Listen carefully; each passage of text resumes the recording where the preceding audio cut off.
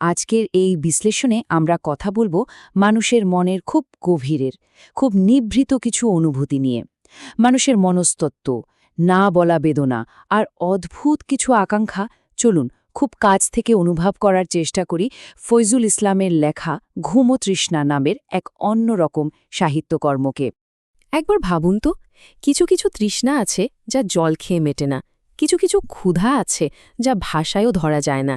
কি অদ্ভুত এক নীরব হাহাকার লুকিয়ে আছে এই কথাগুলোর মাঝে, তাই না? এই যে শূন্যতা, যা জাগতিক কোনো বস্তু দিয়ে মেটানো যায় না, ঠিক তার নিখুঁত বয়ান হল এই ঘুমো তৃষ্ণা।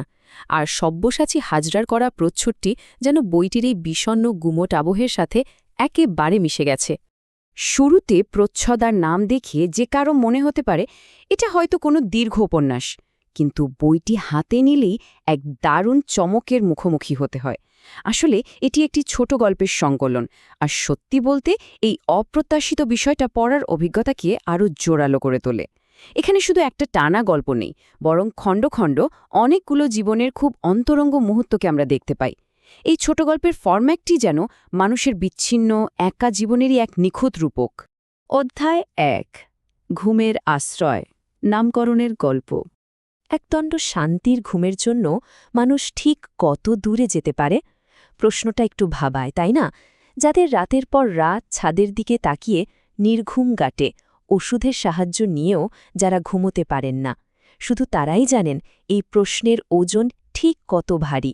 ক্রনিক ইনসমনিয়ায় ভোগা মানুষের মনের সেই মরিয়া অবস্থাকেই এই বইয়ের নামকরণের গল্পটিতে তুলে আনা হয়েছে। এখানে আমরা সম্পূর্ণ আলাদা দুজন মানুষের যন্ত্রণাকে দেখতে পাই।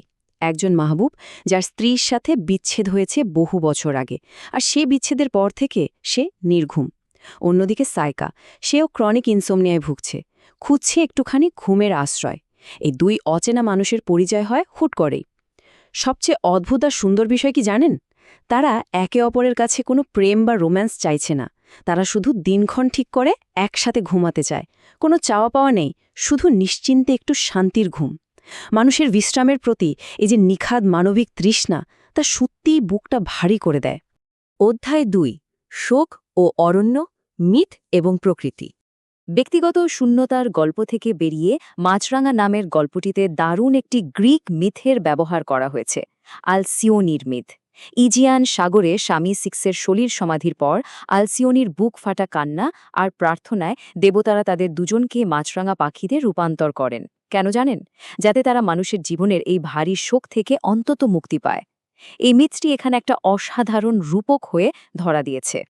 এই মিথের আয়নাতেই আমরা দেখতে পাই গল্পের মূল চরিত্র নাহরিনকে। ৭১-এর মুক্তিযুদ্ধে সে তার স্বামীকে হারিয়েছে। মৃত্যুদের শহর থেকে তো আর কাউকে ফিরিয়ে আনা যায় না, তাই না? তাই নাহরিন মানুষের যন্ত্রণার এই ভারী বোঝা আর সইতে না পেরে ঠিক আলচিওনির মতোই একটি সুন্দর মাছরাঙা হয়ে যেতে চায়। শোক মানুষকে কিভাবে আচ্ছন্ন করে রাখে, আর মানুষ কিভাবে মানবজন্মের গণ্ডি পেরিয়ে অন্য কিছু হয়ে একটু মুক্তি খুঁজতে চায়, এ যেন সেই মনস্তাত্ত্বিক যন্ত্রণারই ভীষণ কাব্যিক আর করুণ এক প্রকাশ। এরপর লয়ে যাও আমায় গল্পটিতে আমরা পাই হাসিনোর নামের এক অন্যরকম মানুষকে। সে গাছ ভালোবাসে, মানুষের সাথে চারা বিনিময় করে। তার এই একাকী জীবনে হঠাৎ করেই একদিন আগমন ঘটে অ্যালবার্ট নামের এক বয়স্ক বুনো বানরের। হাসিনোর ধীরে ধীরে সেই প্রাণীর সাথে এমন এক ভাষায় যোগাযোগ স্থাপন করতে শেখে, যার জন্য মানুষের তৈরি কোনো শব্দেরই প্রয়োজন হয় না। বন অরণ্য উজাড় করতে করতে আমরা মানবতার ভাষাও যে হারিয়ে ফেলেছি, এই গল্পটি আমাদের এই রূঢ় সত্যের সামনেই দাঁড় করিয়ে দেয়। নগরায়ন আর পরিবেশ ধ্বংসের কারণে আমরা যে শুধু বনভূমি উজাড় করছি তা নয়, আমরা আসলে প্রকৃতির সাথে, এমনকি একে অপরের সাথে যোগাযোগের সেই আদিম ও অকৃত্রিম ভাষাও হারিয়ে ফেলছি। হাসিনুরের এই নির্বাক যোগাযোগের চেষ্টা আসলে আমাদেরই হারিয়ে যাওয়া মানবতার এক করুণ প্রতিচ্ছবি। অধ্যায় ৩, আধুনিক শূন্যতা, প্রযুক্তি এবং বার্ধক্য। মোতাহার নামের চরিত্রটির মাধ্যমে আমরা আমাদের বর্তমান সমাজের এক বিশাল পরিবর্তন দেখতে পাই। একসময় মেসমেটদের সাথে তাস পিটিয়ে বা আড্ডা দিয়ে যে ক্লান্তি দূর হতো, অ্যানালগ যুগ থেকে ডিজিটাল যুগে এসে সেই জায়গাটা দখল করেছে জাদুর বাক্সের স্ক্রিন, আমাদের স্মার্টফোন।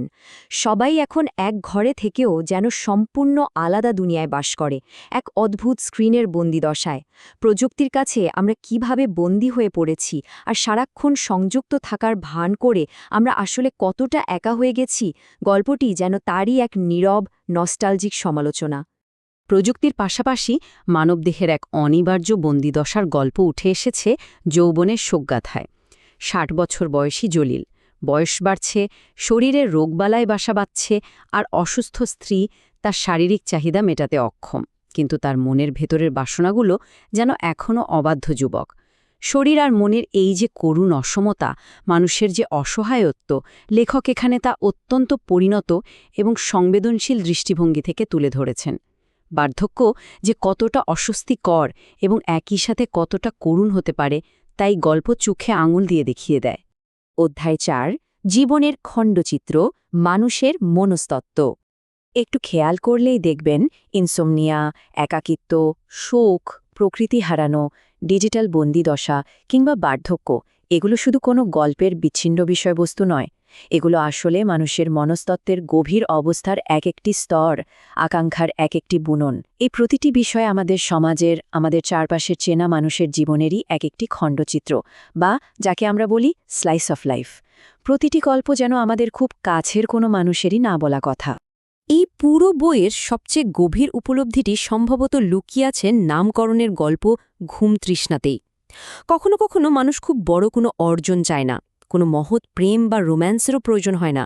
রাতের পর রাত ছাদের দিকে তাকিয়ে থাকার সেই নীরব হাহাকার থেকে মুক্তির জন্য মানুষ শুধু এক দণ্ড বিশ্রাম চায়, একটু শান্তি চায়। যারা এই নির্ঘুম অনুভূতির ভেতর দিয়ে গেছেন, এই বইয়ের প্রতিটি শব্দ তাদের মনের ভেতরে গিয়ে একেবারে সরাসরি আঘাত করবে। যারা সাহিত্যিক মানসম্পন্ন ছোট গল্প ভালোবাসেন, যারা মনস্তাত্ত্বিক এবং আবেগঘন গল্পের ভেতর একটু ডুব দিতে পছন্দ করেন, তাদের জন্য এটি আসলেই একটি দারুণ সংগ্রহ। এই বিশ্লেষণটি আমাদের নিজেদের জীবনেরই কোনো না কোনো অপূর্ণতার গল্প মনে করিয়ে দেয়। কারণ সত্যি, কিছু বই পড়া শেষ হয়, কিন্তু কিছু বই শেষ হবার পর শুরু হয় মনের ভেতরে।